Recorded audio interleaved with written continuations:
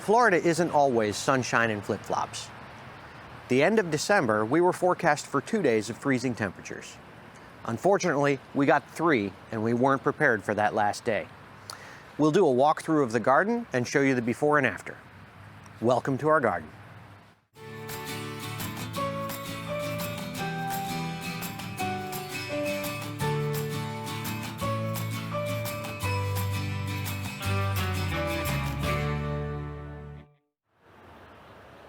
At the end of December, we were forecast to have 2 days of freezing temperatures. We covered everything, we prepared for it. Unfortunately, we got 3 days of freezing temperatures, and that last day was the worst of the 3. Since we didn't expect it to be freezing, we didn't take any measures that 3rd day. What we're gonna do is walk through the garden before the freeze, show you what we were expecting and how we were gonna deal with it, and then we'll walk through after all 3 of those freezes and show you what didn't make it. We've had temperatures close to freezing. We've gotten a touch of frost once or twice so far. Tonight it's supposed to get down to like 29 degrees. That means that lots of stuff that we've kind of been able to keep safe for a while ain't gonna make it. So this is kind of a hard time because we have to pick what we try to save. One of our first ones, the top of the list, is our worm farm. We gotta keep our little worms comfy. So they're gonna get covered, probably more than anything else.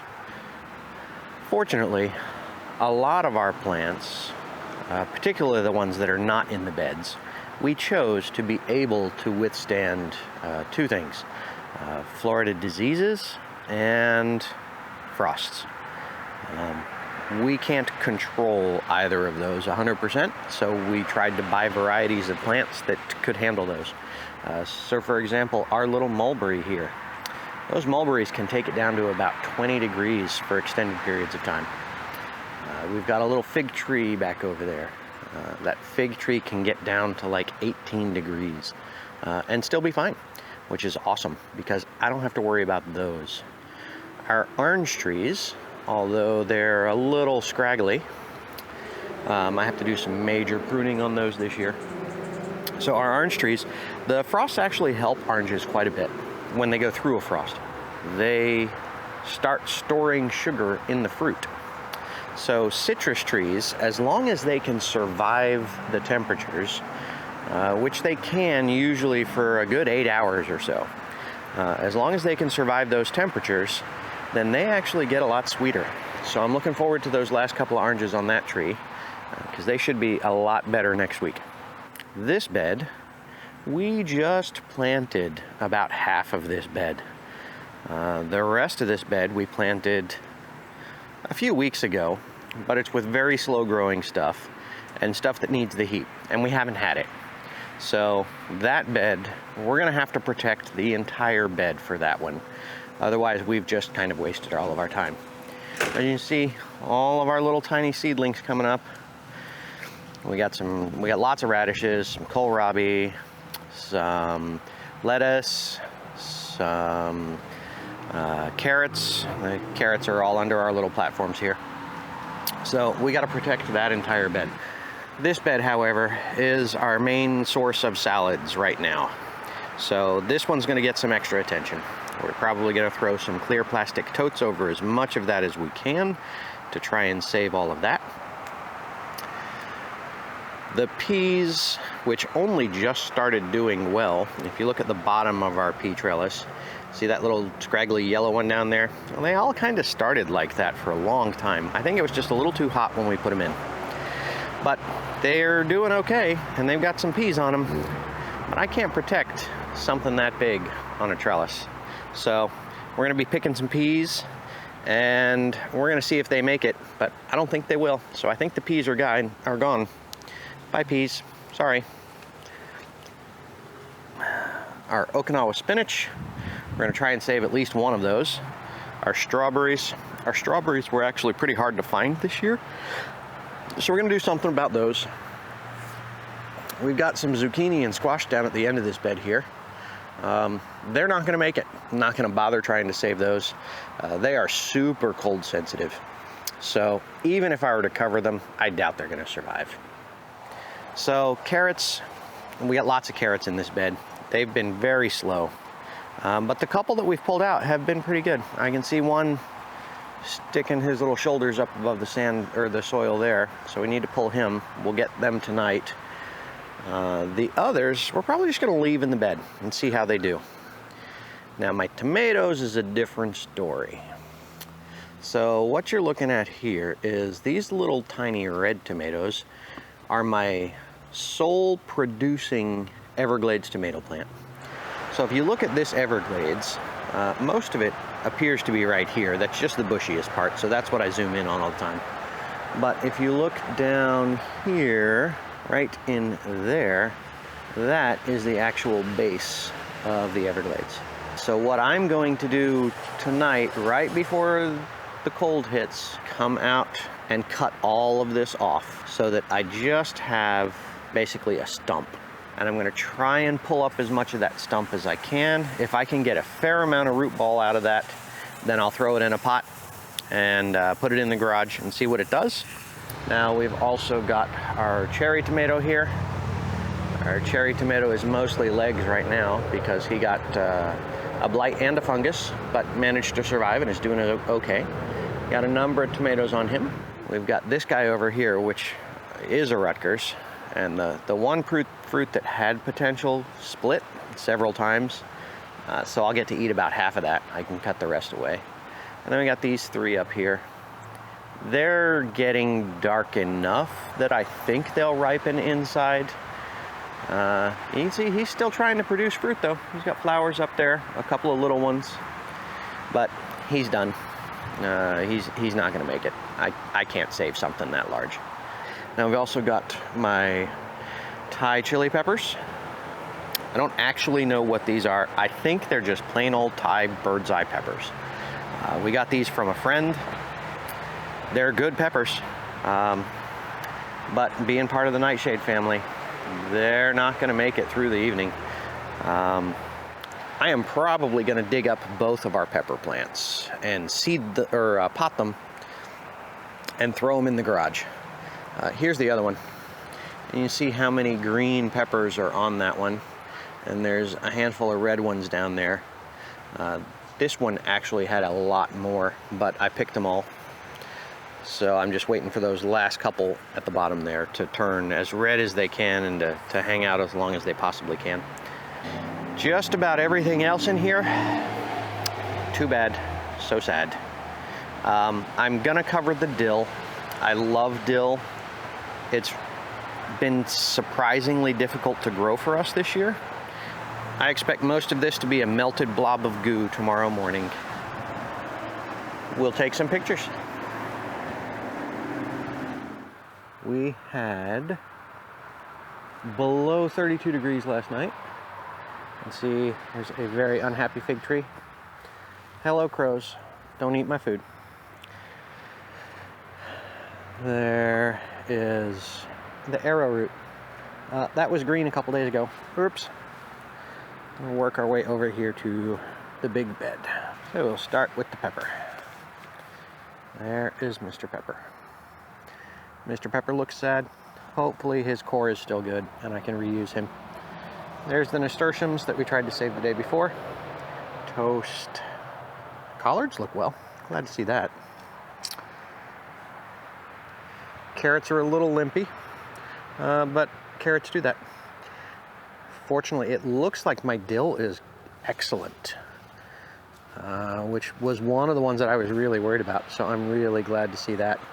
That one that's all kind of flattened, that was my fault for I jammed a jug on top of it. So hopefully it will straighten back up, but the other stalk that's right next to it looks really good. We go over here. Hello, little lizard. That is a green inoli, by the way. He is dark because he's trying to warm up. When it's really cold, they turn really dark to absorb more heat. Anyway, there's a dill in the corner that is still surviving. That's one of the ones that I've tried to save and tried to keep going, and it seems to have done okay. So that's cool. I didn't know that. If we take a look over here, my two little Everglades. The one on the left I had managed to save for 2 nights, but then last night it got it. Those are done. All the rest of the tomatoes also very done.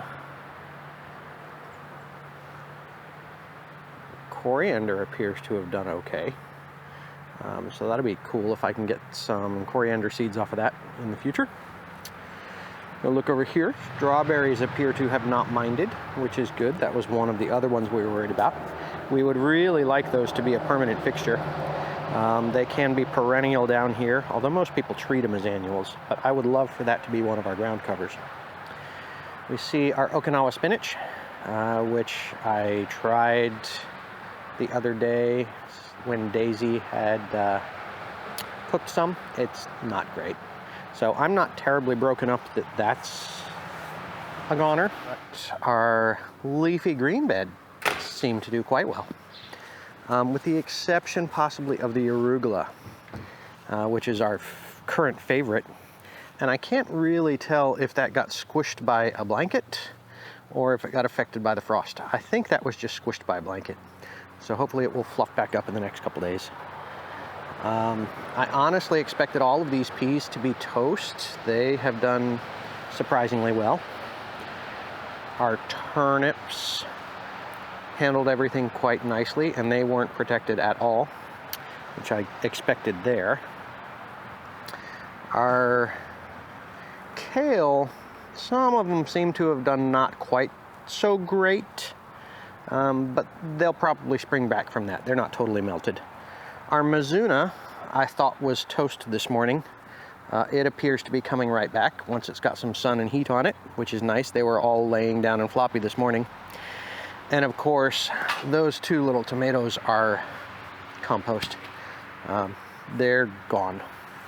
Now here is one of our most worrisome sections, which is kind of cool. So the yellow stuff is my carrots. They are not up yet.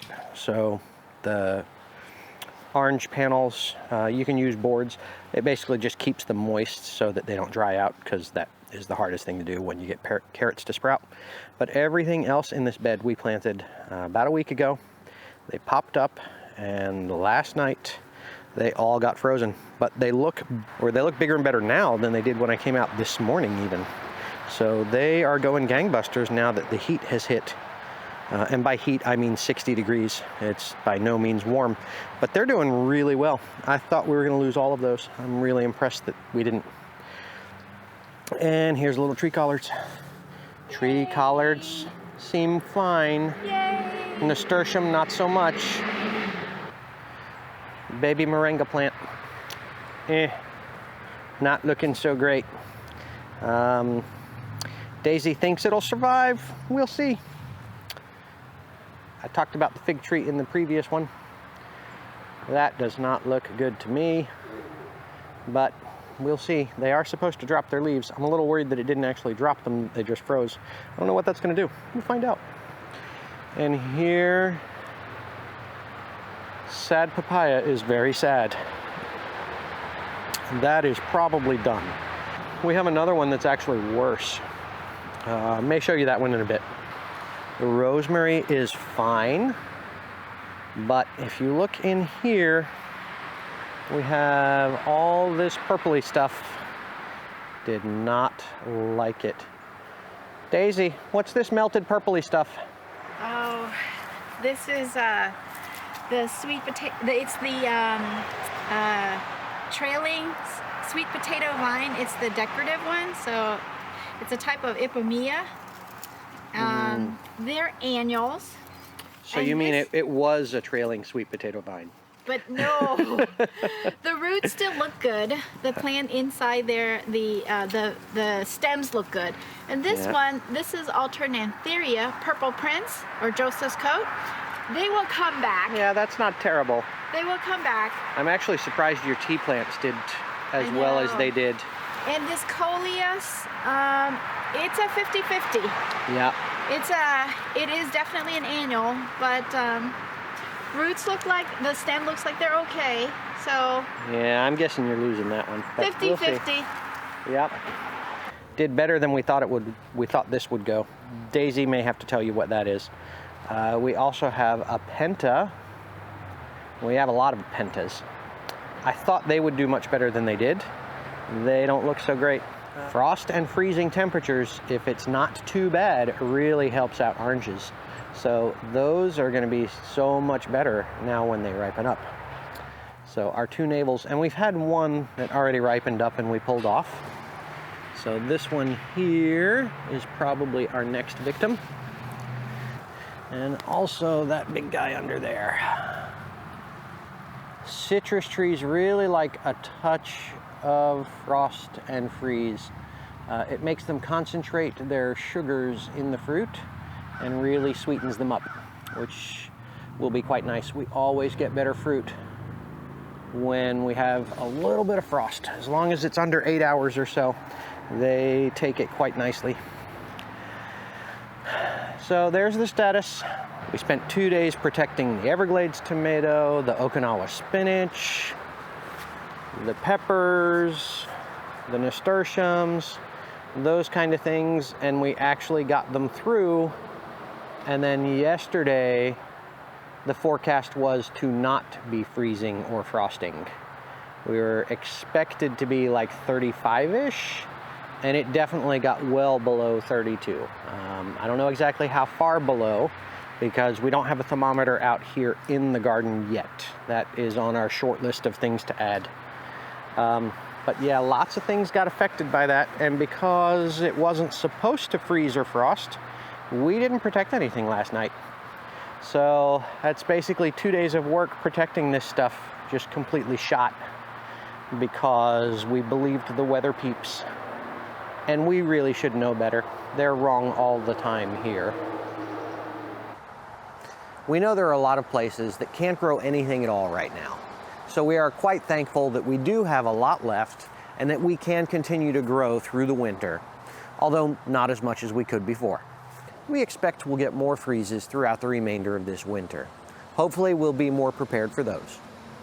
We appreciate you taking your time to spend with us. Thanks for watching. We'll see you next time.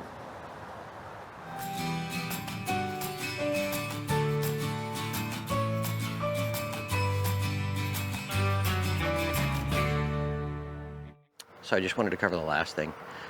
This is the, oh, I forgot what she called it. Use your brain, or your words. Is it a hydrangea? Might be a hydrangea. Hang on.